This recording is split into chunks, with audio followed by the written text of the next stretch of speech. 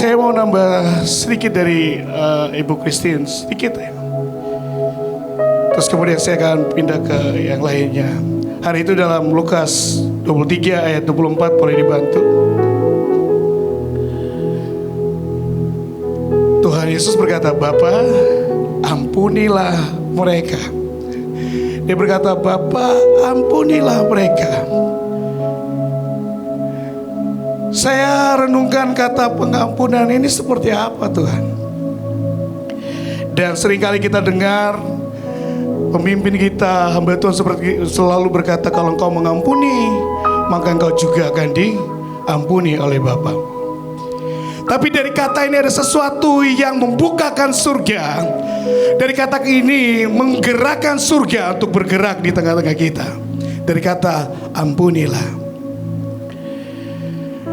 Saya merenungkan kata ini dan muncul satu ayat yang di sana dikatakan dalam Matius 18 ayat 22. Yesus berkata pada Petrus, bukankah harus kukatakan kepadamu, engkau harus mengampuni 70 kali 7 kali.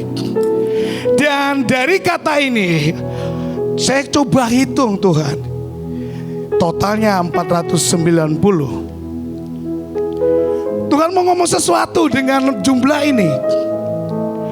Dalam Ibrani, dalam Kejadian pasal 6 ayat 9, di sana dikatakan, adapun Nuh adalah orang yang hidupnya berkenan dan tidak bercela di hadapan Tuhan.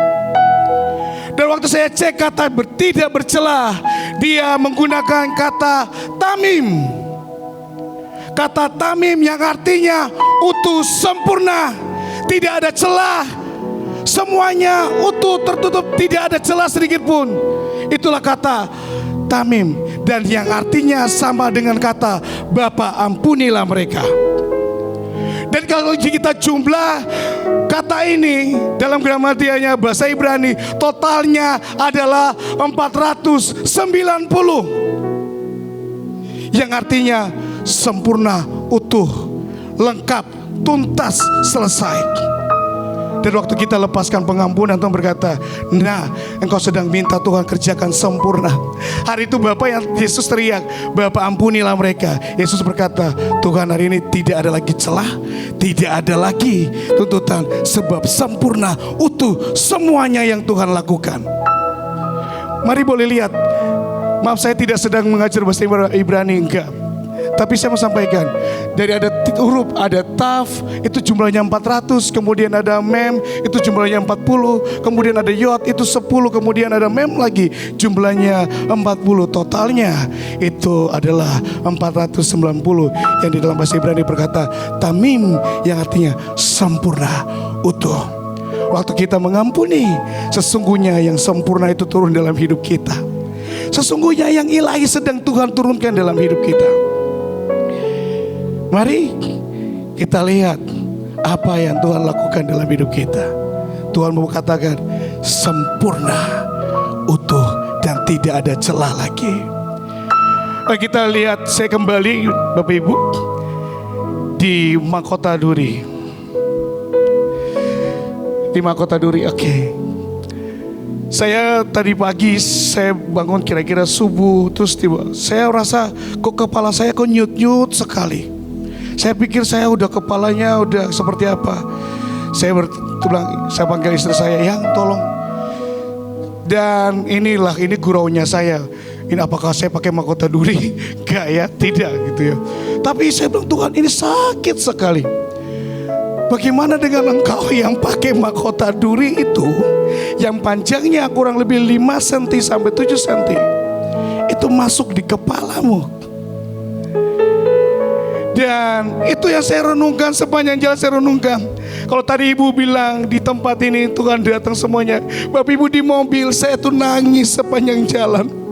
Saya nangis karena dia pakai mahkotanya itu. Dia pakai bukan buat siapa, buat setiap kita.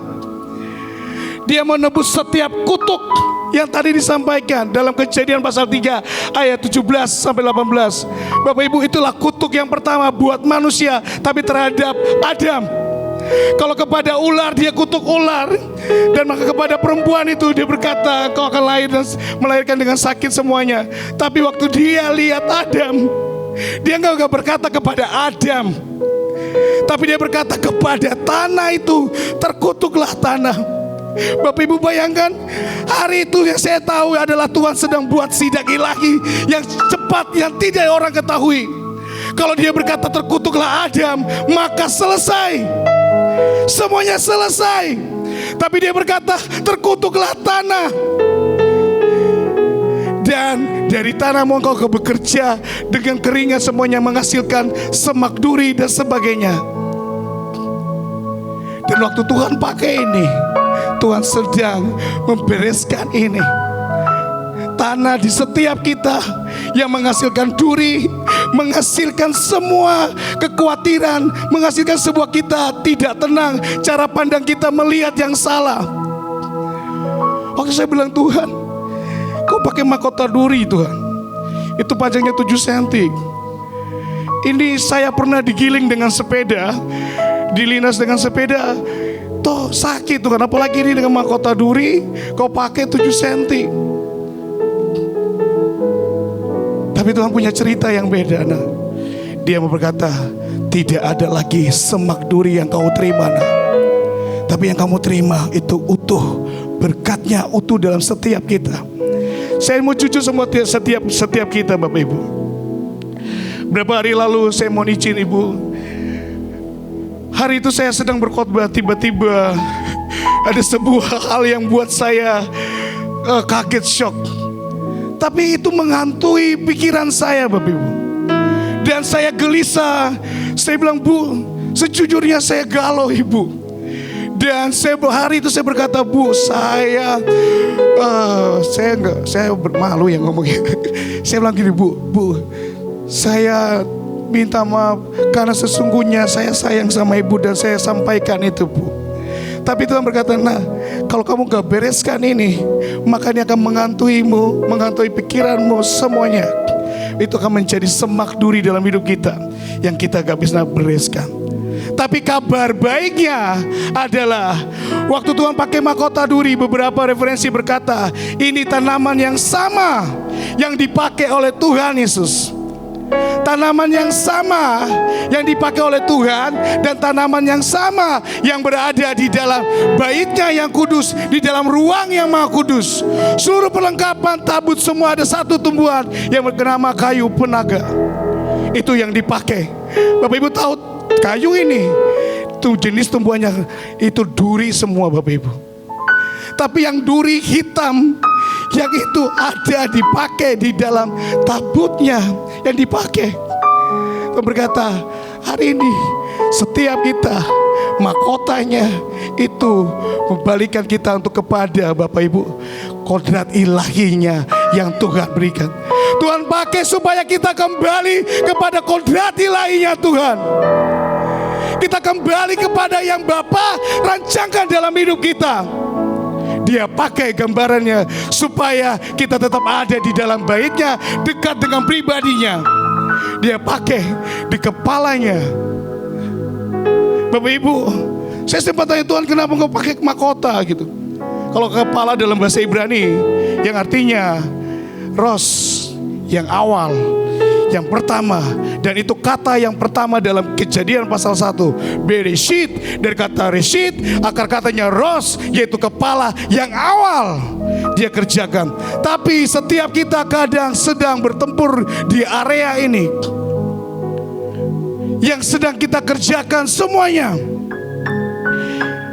Tuhan pakai mahkota, bukan hanya seperti saya kalau pakai topi yang pernah saya nge-rap, tiba-tiba saya kasih miring, hanya di depan. Enggak, ini dari depan sampai belakang itu mahkotanya duri dipakai. Bapak Ibu, tidak dipakai, tapi itu ditekan, itu masuk ke dalam tengkoraknya, masuk. Dan yang saya mau sampaikan gini Bapak Ibu, ada kabar baiknya. Boleh lihat angka ini, boleh lihat. Lalu ada tulisannya. Lanjut slide berikutnya. Bapak Ibu, kata res ini adalah berkatan dia di tengah antara Kof yang angkanya 100, kemudian Sin angkanya 300 dan Taf 400. Tuhan berkata gini, "Nah, aku sedang membongkar semua cara berpikirmu." Kalau cara berpikir kita 1, 2, 3, 4, tapi Tuhan berkata, "Tidak nak, dari 1 bisa 10, 1000, 1 juta, 8 miliar dan sebagainya, 8 triliun." Itulah yang pola pikirnya Tuhan. Tapi setiap kita, waktu kita temui dan ini kita berkata, "Bu, maaf Bu, saya nggak bisa Bu. Bu, saya tidak bisa." Karena apa Bapak Ibu? Ini dia logika kita, pikiran kita masih berkata tidak bisa Bu, tidak bisa. Hari itu ibu berkata, "Samuel naik di atas, naik ke gunung. Saya melihat tubuh saya Bapak Ibu tidak seperti dulu lagi. Sekarang udah hampir 90. Dan saya berkata, Tuhan, tolong Tuhan. Gak lucu kalau pemimpin saya Ibu Deborah Puji naik sampai ke gunung, saya gak nyampe di atas." Dan mulailah saya kurangi makan saya lari dan sebagainya. Bapak Ibu, singkat cerita kita berangkat dari sini jam 1. Pikiran saya berkata, pasti kalau saya ini capek, bosan, dan saya harus tunggu berapa menit dan lama. Tapi pikiran manusia berkata, nah, pikiran Tuhan berkata, cara lihatnya Tuhan, kamu akan naik sampai ke atas. Kamu akan sampai di atas. Bayangin Bapak Ibu naik itu saya sambil tidur Bapak Ibu, sambil gini. Tuhan ini udah ngantuk. Tapi Tuhan berkata tidak, berurut 1, 2, 3, 4.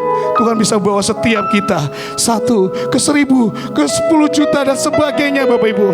Loh, hari ini mahkotanya itu dia pakai, tanda kemuliaan yang dia nyatakan bagi setiap kita. Dalam Efesus pasal 5:23 dikatakan, dia adalah kepala yang menyelamatkan setiap kita. Saya bilang, Tuhan, terima kasih Tuhan. Kau yang menyelamatkan kami. Kau buat kami semuanya. Awal mendirikan STT, ibu berkata, saya nggak mau STT seperti yang biasa-biasanya. Pemimpin kami, Pak Luki berkata, tidak mau seperti biasa-biasa. Pikiran saya berkata, kalau tidak bagaimana Pak? Bapak berkata, tidak mau tahu. Ibu juga, Bu Panglima berkata, tidak mau tahu. Karena apa Bapak Ibu? Pikiran mereka dibaharui oleh Roh Kudus sehingga mereka melihat cara yang berbeda. Lalu Bapak Ibu, kalau ikut pikiran kita, Bapak Ibu akan khawatir Bapak Ibu. Bapak Ibu akan cemas. Tuhan ini tinggal 1. Tuhan berkata tidak, ini tinggal 1 juta. Tuhan bisa berkata demikian. Bapak Ibu lihat tinggal 1. Tuhan berkata ini adalah 1 juta dolar. Bapak Ibu lihat 1, tapi Tuhan bisa berkata lain. Karena dia Tuhan yang menyelamatkan kita. Lalu Bapak Ibu, mari setiap kita, saya tidak tahu ada hal apa yang terjadi dalam hidup kita. Tuhan mematahkan kutuk ini, kutuk kemiskinan. Miskin dalam cara melihat, miskin dalam cara berpikir, miskin dalam mengampuni, miskin dalam iman, miskin dalam segala hal. Yang Tuhan mau tebus kita supaya kita nikmati kemuliaan-Nya, kita nikmati berkat-Nya. Tapi pikiran kita yang menghambat berkat-Nya Tuhan dalam hidup kita. Beliau, pemimpin saya selalu berkata, Sam, bagaimana kau gak bisa punya iman seperti anakmu? Anakmu punya iman yang besar. Saya berkata, Bu, saya malu sama anak saya. Punya iman rumah yang gede, tingkat. Papanya gak berani beriman. Itu miskin Bapak Ibu. Dia beriman, dia gambar di bukunya, ini sekolah, ini rumah sakit, dia gambar semuanya. Tapi karena miskin Bapak Ibu gak berani lihat yang besar. Miskin membuat kita gak bisa terima yang besar. Bukan karena kita gak punya uang, tapi karena mental kita juga miskin. Itu adalah kutuk yang kita harus bereskan. Tuhan, dia pakai ini, dia berkata, biar kau kembali ke kodrat ilahi. Mari setiap Bapak Ibu, nanti di akhir daripada ini, kalau ada Bapak Ibu yang tahu Bapak Ibu bilang, Tuhan saya kepepet, saya miskin, saya butuh Tuhan. Bapak Ibu nanti sebentar boleh berdiri, boleh jalan ke depan. Nanti ada pemimpin-pemimpin yang mendoakan Bapak Ibu semuanya. Tapi jangan ikut-ikutan. Yang tahu bahwa engkau benar-benar, Tuhan saya butuh, saya kepepet. Hari ini saya tidak bisa makan. Saya harus utang. Saya harus pinjam. Kalau Bapak Ibu tahu, mari berusaha sama Tuhan. Hari itu saya dapat panggilan dari pemimpin saya, Bu Deborah Puji. Saya izin, Bu. Hari itu saya sempat, pertama mohon maaf istri saya. Hari itu saya lihat bahwa ternyata pacar saya yang dulu kita berhenti, putus. Dan saya nangis. Sakit Tuhan, sakitnya di sini Tuhan. Bukan yang sekarang, maaf ya, bukan. Tuhan berkata, minta. Saya tuh udah tengking Bapak Ibu, dalam nama Yesus saya udah tengking supaya wajahnya pergi, supaya dibatalin. Tapi ternyata tidak. Itu muncul terus Bapak Ibu. Muncul dan saya bilang, Tuhan, udah. Saya telepon. Saya gak pakai papi mami kayak zaman sekarang. Saya panggil, Dek, maaf ya, kakak mau serius layani Tuhan. Hari ini kita mari sama-sama jalan sama Tuhan. Tapi setelah itu saya tutup. Saya nangis di kamar. Ada saudara dari Ibu Puji, saya tinggal di rumah beliau. Dan kalau ada orangnya beliau di belakang, saya nangis di belakang. Dan tiba-tiba ping bunyi, ping. Kedua ping, ping. Itu awal pertama kali saya dibawa pergi ke bangsa-bangsa. Saya dibawa ke daerah, dari satu daerah ke satu daerah yang lain. Bapak Ibu, mari. Jangan-jangan ada di antara kita. Tapi Tuhan, mari siapa yang mau, datanglah padaku. Maka Tuhan akan bawa kita. Dulu yang seperti saya lihat, seperti Pak Leo cerita, pesawat, sini Samuel pesawat. Di ujung timur yang gak pernah ada pesawat Garuda masuk. Tapi hari ini Tuhan bawa sampai ke negara yang saya takuti, Iran. Tuhan bawa kok. Tuhan bawa. Mari. Yang kedua berikutnya, mari kita lihat ada satu perkataan setelah Yesus bangkit. Di dalam Yohanes pasal 20 ayat 21 sampai 23. Saya boleh minta ayatnya dimunculin? Oke. Damai sejahtera bagi kamu, sama seperti Bapa mengutus aku, demikian juga sekarang aku mengutus kamu. Bukan mengutus orang lain. Kemudian ia mengembusi mereka dan berkata, terimalah Roh Kudus. Jikalau kamu mengampuni dosa orang, dosanya diampuni. Dan jikalau kamu menyatakan dosa orang tetap ada, dosanya tetap ada. Loh Bapak Ibu, ini ada satu yang ajaib. Kalau tadi Yesus berkata ampunilah mereka. Tapi dalam perkataan ini ada satu yang buat saya kaget dan saya benar. Kalau kamu berkata dosanya masih ada, tetap dosanya masih ada. Bapak Ibu, kata dari dia mengutus kamu itu pakai kata apostol yang artinya rasul. Hari ini Tuhan mau panggil setiap rasul-rasul dari tempat ini yang ia ingin bangkitkan setiap rasul cinta, rasul kasih, rasul hati Bapa yang bergerak bagi bangsa-bangsa. Siapa yang mau diutus? Kita tidak sekedar menerima berkatnya, tapi dia mencari orang yang diutus sebagai rasulnya. Kalau di awal dia panggil murid-murid, tapi di akhir setelah dia selesaikannya, dia berkata, hai rasul-rasul, bergeraklah, sebab napas daripada Roh Kudus dihembusi atasmu. Ada satu level yang Tuhan bawa naik. Kita tidak sekedar mengajar, tapi kita sedang menetapkan bagi setiap pribadi-pribadi. Dia panggil rasul, orang yang berjalan dengan kenabian, mengajar melakukan mujizat. Rasul, dia bisa jadi nabi, dia bisa jadi penginjil, digambarkan sebagai jempol, dia bisa jadi gembala, dan bisa juga jadi pengajar. Loh Bapak Ibu, yang ajaibnya satu kata di ayat terakhir dari 23, kalau kau berkata dosanya masih ada, tetap dosanya ada.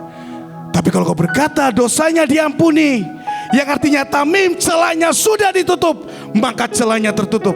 Kalau kau berkata diampuni, maka Tuhan berkata sempurna atas hidup orang itu. Halo, ini perkataannya Bapak Ibu.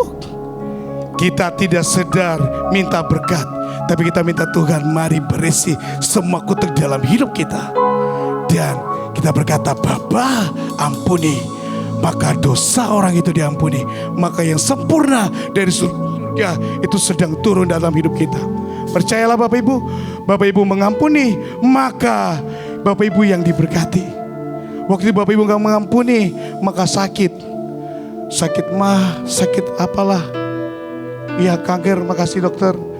Terus kemudian kanker kantong kering juga, berkatnya gak ada, karena Bapak Ibu gak mengampuni. Mari sebelumnya siapkan hati Bapak Ibu.